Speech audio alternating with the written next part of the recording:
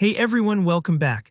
In today's tutorial, I'll show you how to use one of the most versatile tools in the WordPress editor, the group block.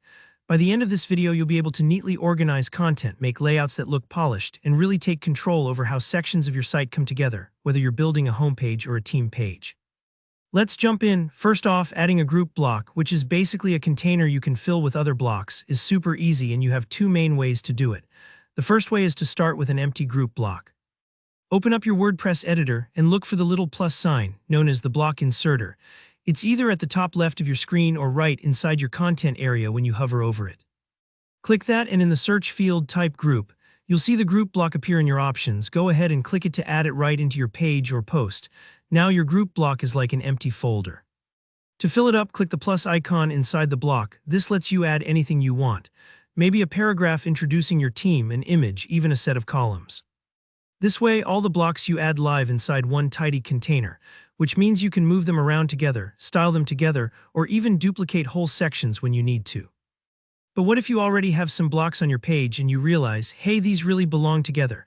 No problem, you can group existing blocks as well. Here, click the first block you want to include. Then, while holding down the Shift key on your keyboard, click the last block in your sequence. All the blocks in between will be selected. Alternatively, if your layout's already crowded, try using the list view. That's the icon with 3 horizontal lines in your toolbar at the top. It shows a bird's eye view of your content, so it's easier to select just what you need. Once your blocks are highlighted, look for a fresh toolbar that appears above. There will be an icon that represents grouping. This might be a rectangle with a dotted outline, or sometimes a little stack of 3 lines with a curve. If you don't see it right away, try the 3 dots menu for even more options and hit group.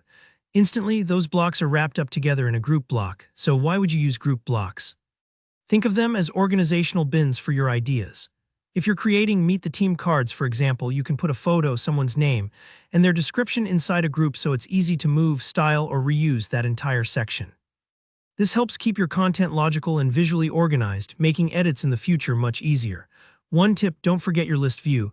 As you start nesting blocks, it gets a bit like packing bags inside bags. The list view helps you see exactly what's inside each group so you don't lose track. It's a bit like seeing a diagram of all your containers at once, making it easier to manage and rearrange complex layouts. Another powerful trick is to experiment with row and stack variations. When you create a group block, you'll see options to switch its layout. Maybe you want your items lined up side by side in a row or stacked top to bottom. These variations give you way more control than just throwing everything into columns, and can be especially helpful when you want specific alignments across different devices. Remember, if it feels a bit tricky or takes a moment to figure out where something went, don't worry, working with blocks is all about experimenting and discovering what works for your content. That's all for today. If you found this walkthrough helpful, go ahead and hit the like button. Got questions or want to share how you're using group blocks? Drop a comment below, I'm always happy to help. And if you want more WordPress tips like this, don't forget to subscribe. See you in the next tutorial.